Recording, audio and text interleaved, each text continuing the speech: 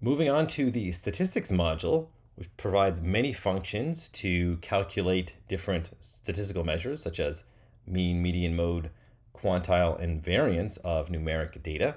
If we look over here in the standard library, we can see it's right here, statistics. So I'm going to go ahead and here's just some data that we're going to use for our samples, just some numbers.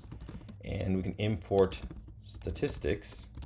And I'm going to actually alias this as ST, so we will reference it by ST, not as the full word statistics. And if I press dot and tab, we'll see here is the list of functions. Let's just run a few of these. Here is the mean, it's the average, the median is the middle number.